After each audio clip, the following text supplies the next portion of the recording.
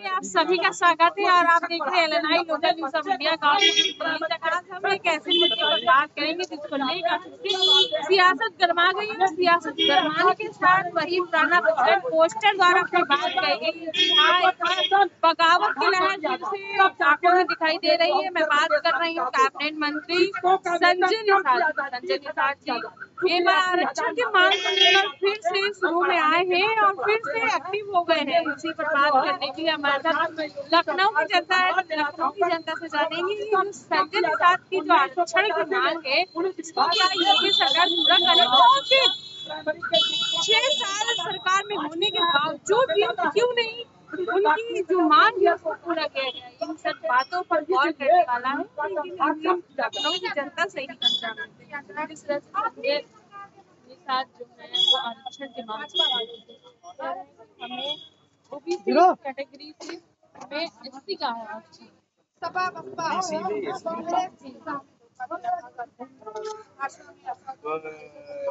शायद हम सुनते हैं कि ये डॉक्टर भी रहे। अब जब डॉक्टर है तो पढ़े लिखे भी है।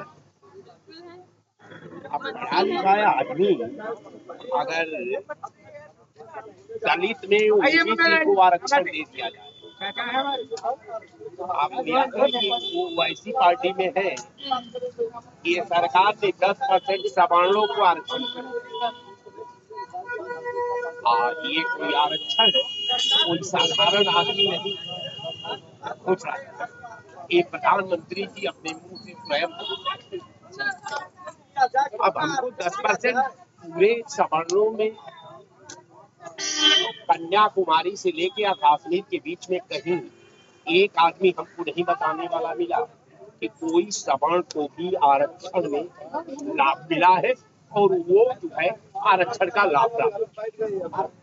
अब रह गया सवाल कि संजय निषाद जी की वेदना हमको समझ में आती है कि संजय निषाद ने कहा कि मैं अपने बिरादरी को आरक्षण दिलवाऊंगा। अब आरक्षण कहाँ से दिलवाएंगे? सरकार उनकी केंद्र में थी, सरकार उनकी यूपी में थी, यूपी में उनके कैबिनेट मिनिस्टर है, तो अब तक वो 4 साल में तो आरक्षण नहीं दे पाए।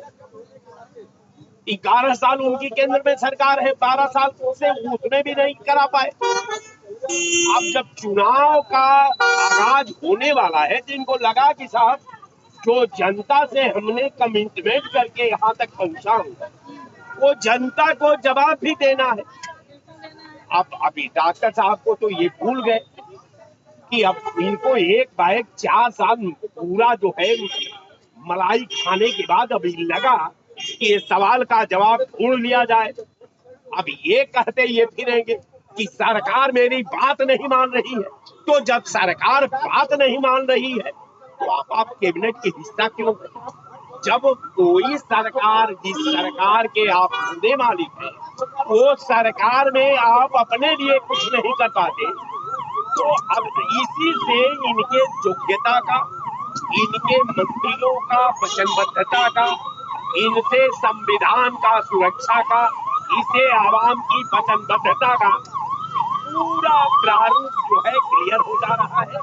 कहने का मेरा मतलब कि आप इनको जो इनके पास कोई अब जवाब नहीं बता, ये जानते हैं कि 2027 में चुनाव होने वाला है, इसमें हमारा काम खत्म हो चुका है। कह रहे हैं कि 2027 के पहले मैं चाहता हूँ कि जो हमारी एनडीए की सरकार है वो आरक्षण को लागू कर दे, क्योंकि 2024 में इसी का ही हार सामना करना पड़ा था बीजेपी। सबसे बड़ी बात है कि बीजेपी को ये कहने की क्या जरूरत है? बीजेपी के पास भारत सरकार के पास कैबिनेट है, उत्तर प्रदेश सरकार के पास कैबिनेट है, तो जिस इस कैबिनेट में है इसी कैबिनेट में पहले पास करा ले अपने प्रस्ताव को, इसके बाद वो भारत सरकार में भेजे। भारत सरकार खुद उस पर मोहर लगा देगी जब उस राज्य सरकार उस आरक्षण के पक्ष को, प्रतिवाद को, गरीबों के पक्ष को अगर भारत के पटल पर रखेगी तो भारत सरकार मजबूर होकर के लगा देगी। लेकिन ये लोग केवल कहते हैं ये काम नहीं करते, ये काम में विश्वास नहीं करते, ये विधा में विश्वास नहीं करते, ये शतरंज की गोटी में विश्वास करते हैं, शतरंज में हेरा फेरी में विश्वास करते हैं, आवाम को चकमा देने में विश्वास करते हैं और संविधान को धोखा देने में विश्वास करते हैं। तो इनका यही पैरा है। आप इनके पैरे में अगर इनके पास नैतिकता हो तो इनकी बात तब सुनी जाएगी जब ये अपने कैबिनेट से इस्तीफा दे करके और जनता के पक्ष में सड़क पर आकर के लड़ाई करें। तो कहने का मेरा मतलब साफ साफ है कि उस आवाम के चक्कर में मत जाइए। ये भारतीय जनता पार्टी है, ये हाथी के दांत जैसी है। ये हाथी का दांत खाने को और दिखाने का, और जो दांत दिखता है उससे हाथी चारा नहीं खाती, और जो नहीं दिखता है जिसे वो चारा खाती है वो दांत दिखाई नहीं देता। तो भारतीय जनता पार्टी का ये मानना है और उसी का हिस्सा है। जवाब तो देना पड़ेगा कि जिस कौम ने आरक्षण के लिए आपको वोट दिया, जिस कौम ने आपको नेता बनाया, जौन ब्राह्मण सिंदूर डलवाता है ना साहब, वही बावन पिंडा भी पर आता है। उसके लिए जर्मनी और जापान से ब्राह्मण नहीं बुलाया जाता। तो जिस आवाम ने तो आपको महिमा मंडन किया है वो आवाम आपसे सवाल करेगी, और सवाल का अगर जवाब नहीं देंगे तो निश्चित आपका अंत होना कोई आपको बचा नहीं सकता दुनिया। क्या ये जो घटक दल है ये एनडीए से नाराज है? कारण ये है, ये डिमांड करती, इनकी भी आकांक्षा बढ़ जाती है, क्योंकि ये भी थोड़ा मोड़ा माल खा लेते हैं। तो माल जब खा लेंगे तो ताकतवर हो जाते हैं। तो इनको लगता है कि भाई हमारे पास भी तो अब व्यवस्था हो गई है। तो व्यवस्था इन लोगों के पास हो गई है, ठीक है। अगर इंडिया गठबंधन को आपकी जरूरत है तो आपका हर शर्त मान लेगी।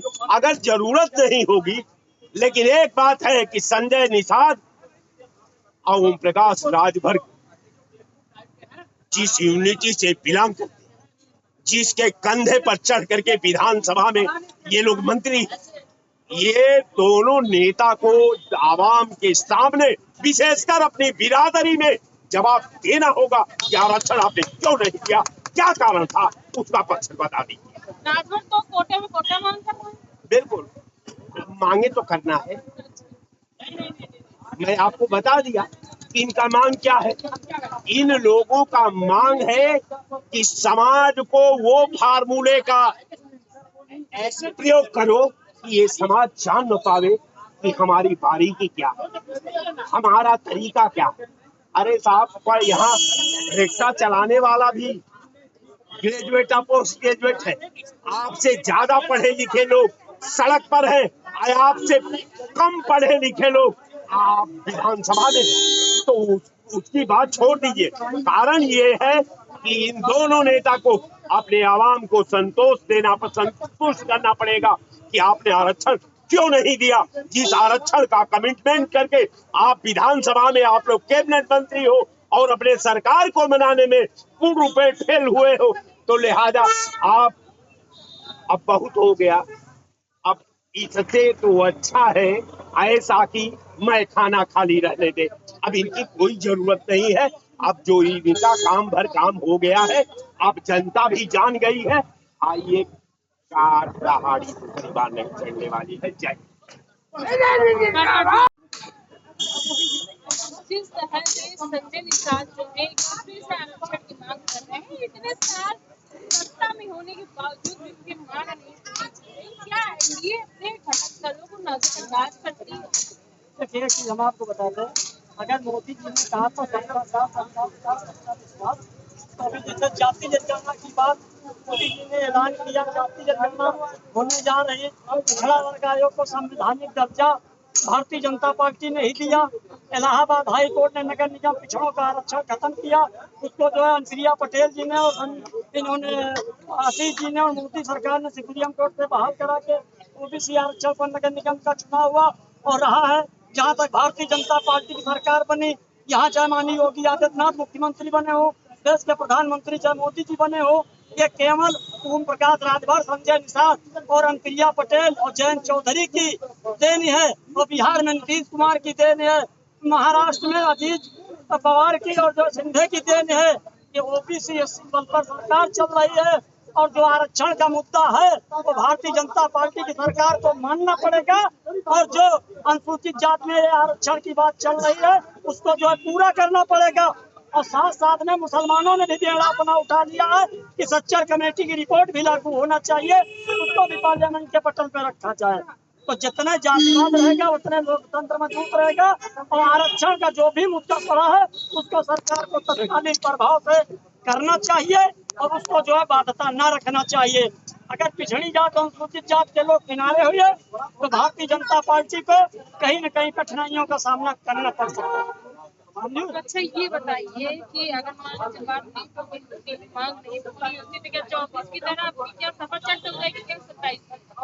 अब हिस्सेदारी का मामला चल रहा है, आरक्षण का उन्होंने अनुसूचित जात का पहले भी मोदी जी ने और अमित शाह जी ने आश्वासन दिया था, और बंसल जी ने भी कहा था कि हम इन 17 जातियों को अनुसूचित जात में डलवाएंगे, और होना भी चाहिए।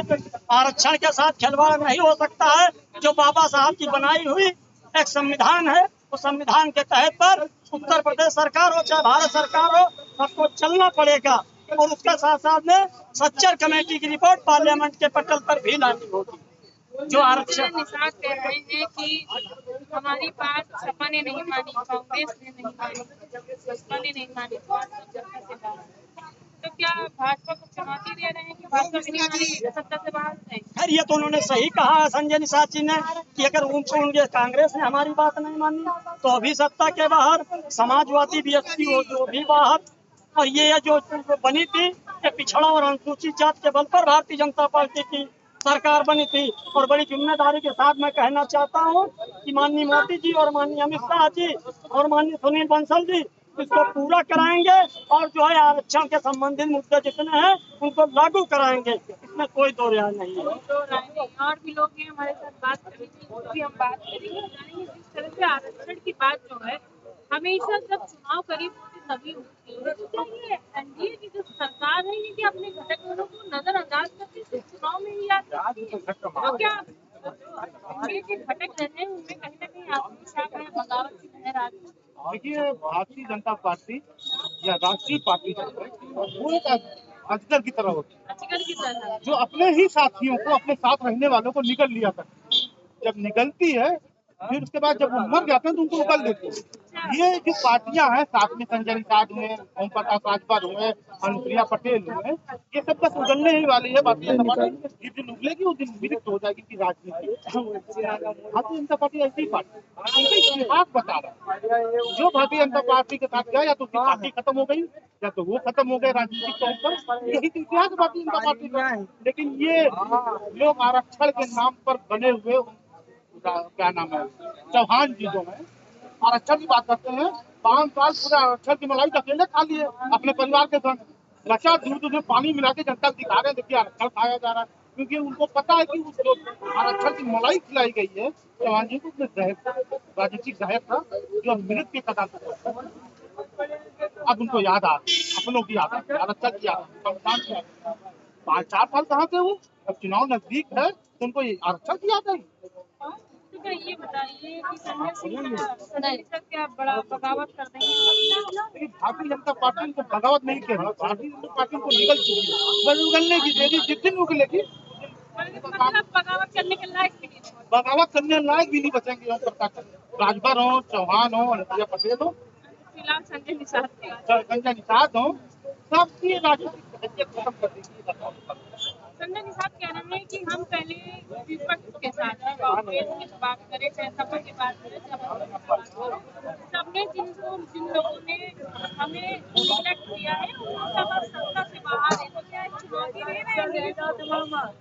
नहीं, चुनौती नहीं है, ये और लोगों को मैसेज दे रहे हैं कि हमारा काम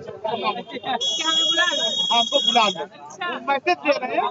जब ये चौहान जी हो, राजभर हो, फिर उछल कूद बरसात में मेढक जैसे उछलता है वैसे अब ये छोटे छोटे दल उछलेंगे, कभी सपा की तरफ बढ़ेंगे, कभी कांग्रेस की तरफ बढ़ेंगे, कभी बहुजन समाज पार्टी की तरफ बढ़ेंगे। ये कूदने की तो मौसम आ गया, बरसात भी आ रही है, मेढक भी निकल रहा है।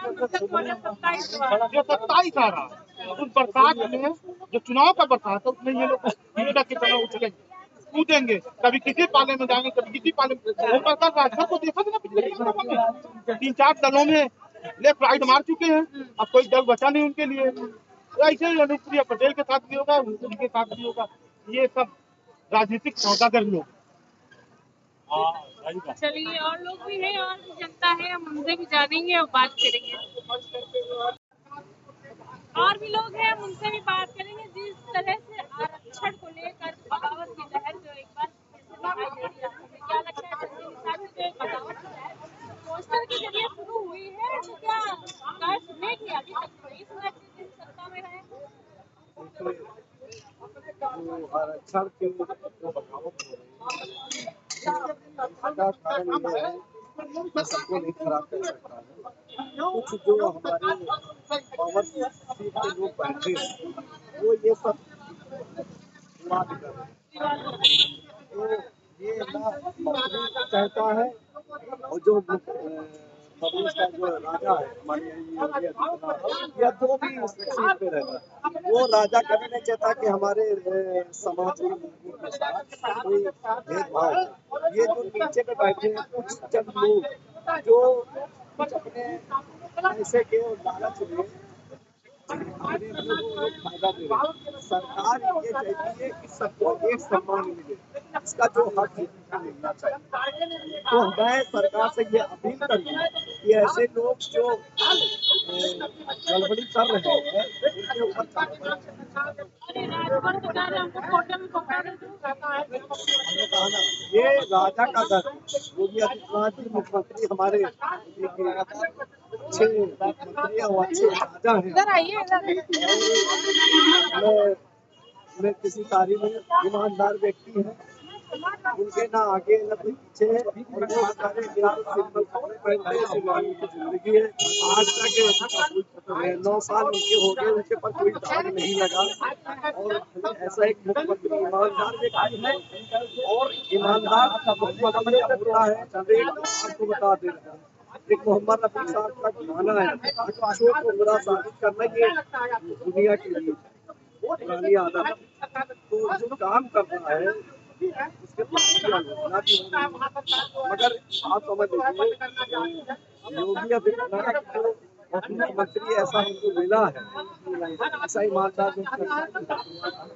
आप कह रहे ईमानदार व्यक्ति दोबारा नहीं मिलेगा, तो ये ईमानदार व्यक्ति अपने ही लोगों के पास क्यों नहीं दिख रहा है?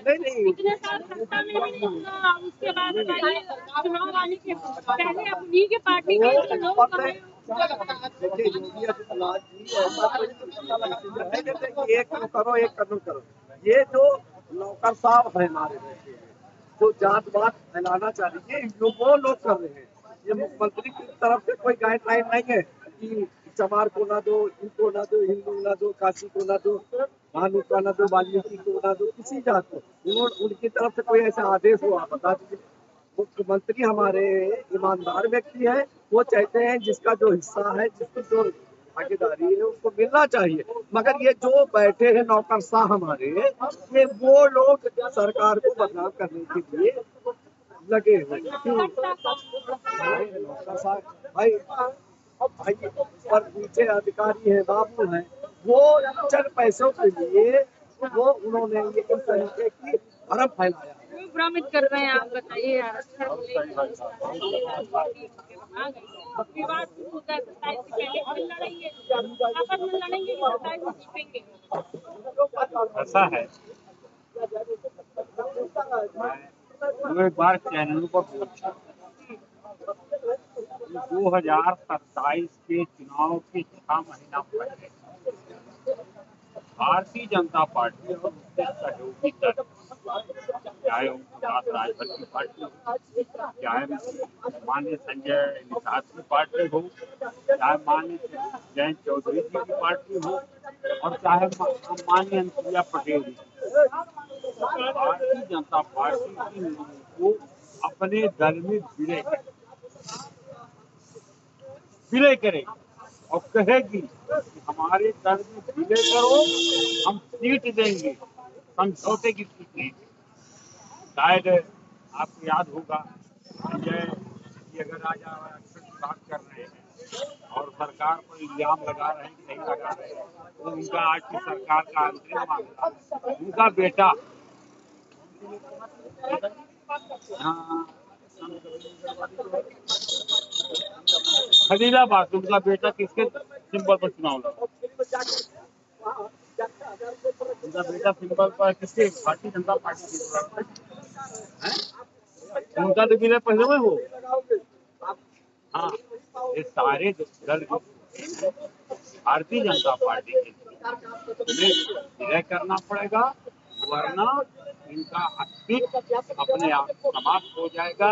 ये अपने अस्तित्व का संघर्ष कर रहे हैं, न कि राजनीति कर रहे हैं।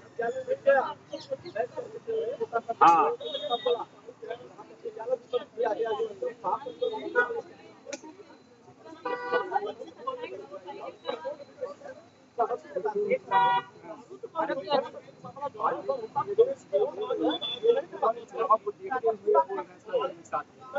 बस चुनाव के लिए बोल रहे हैं, उसके बाद देखिए शांत हो जाएंगे, मुख्यमंत्री बन जाएंगे, चाहे कुछ करें। और तो ये आरक्षण के जो मांग करते हैं, जब चुनाव आता है तब मांग करते हैं कि हमारे जो है समाज के लोग हमको छोड़ के न जाए, क्योंकि हमने वादा किया था कि हम सरकार में मंत्री बनेंगे तो तत्काल का आरक्षण दिलवाएंगे।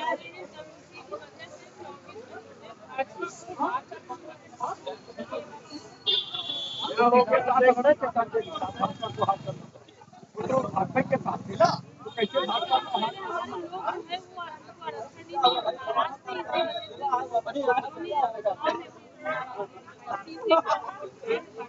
ऐसा नहीं, अब इन लोगों का और अब समाजवादी पार्टी और भारतीय जनता पार्टी में ही चुनाव होगा, और सारे दल जो है, सारे दल जितने दल हैं वो सब किनारे कर दिए जाएंगे। अब इस समय भारतीय जनता पार्टी और समाजवादी पार्टी में ही टक्कर है, और अब जनता देख रही कि 2027 में समाजवादी पार्टी की सरकार बनने जा रही है, क्योंकि इनके 10 साल के काल को देख लिया जनता ने।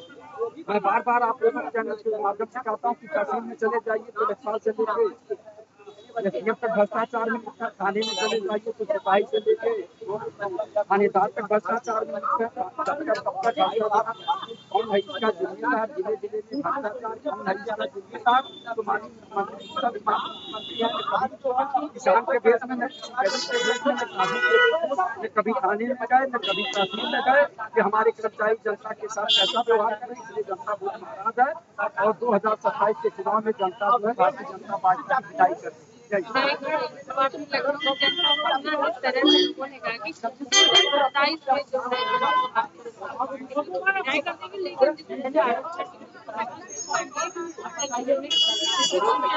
चुनाव से पहले ही बताया कि हमारे जाना ये